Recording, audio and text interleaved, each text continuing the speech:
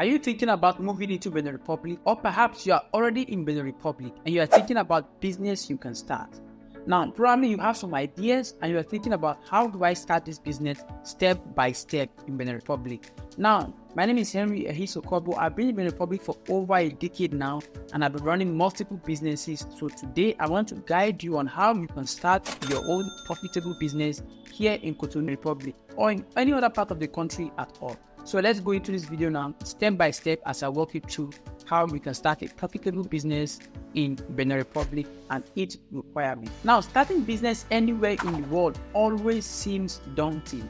It's not something that is easy at all to start. From looking for money that you want to start, from looking at legal consideration, to looking into administration and so many things. But you know what? Don't worry. Today, I'm going to give you some actionable steps on how you can go about the first step. And what is the first step? The first step here is business registration. If you are starting your own business, or when you decide to start the business, the first thing you want to do is to make sure that you get your business registered. So, how do you go about this? Is for you to head on to the Agency for Promotion of Investment and Export here in Benin Republic. You will need to submit your business name, your detailed business plan, and identification document. This is the first step you need to follow in order for you to secure your legal footing in the market here in Benin Republic. This step is the step you need to take in order for you to secure your legal footings if you want to start business here in Benin Republic.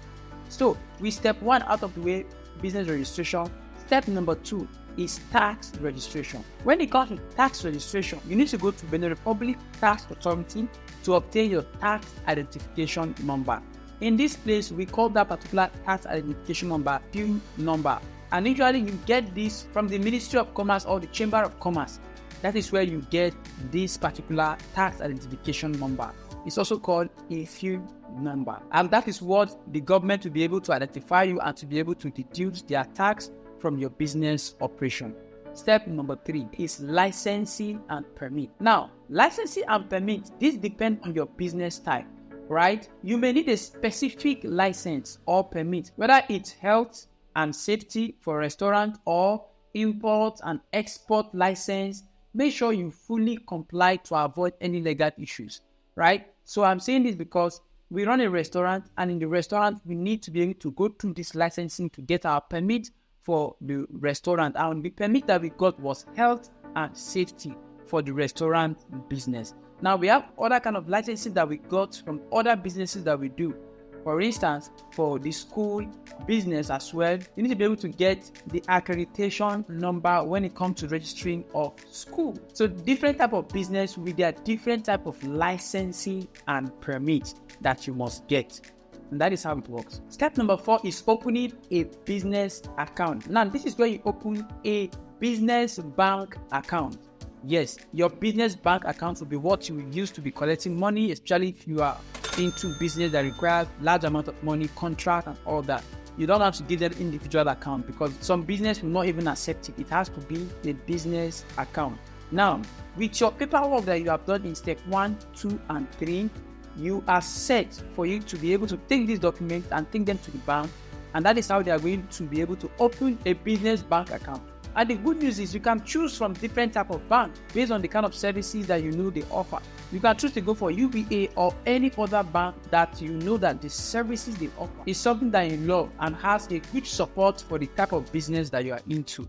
So you get your business bank account so that you can be receiving those cash and dollars that you are going to be receiving while conducting your business activities. Step number 5 is setting up your business location.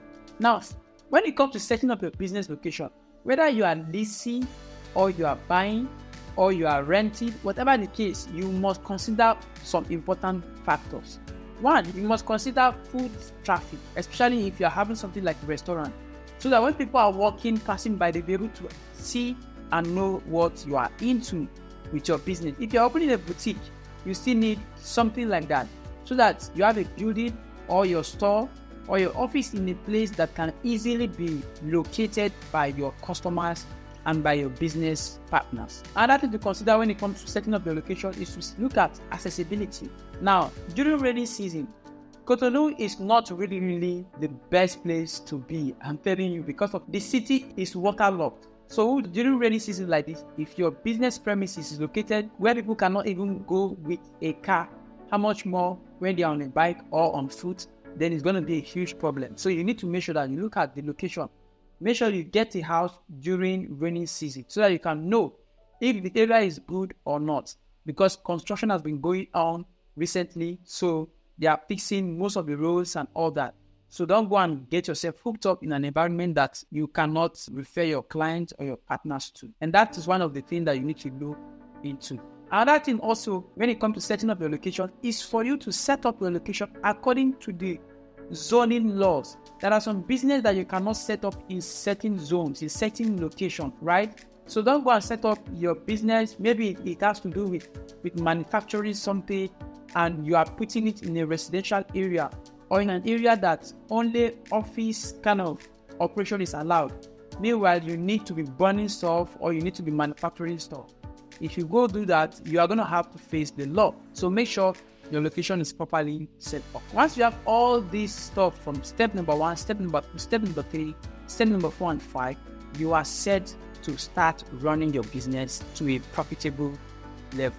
Now, if you want to know the type of business that are lucrative in Benin Republic, that are too big to fail, that are almost impossible for them to fail, and they have 90% and above success rate, watch the next video about business that you can start right now in Benin Republic, so you can start the business after knowing the legal requirement. See you in the next video.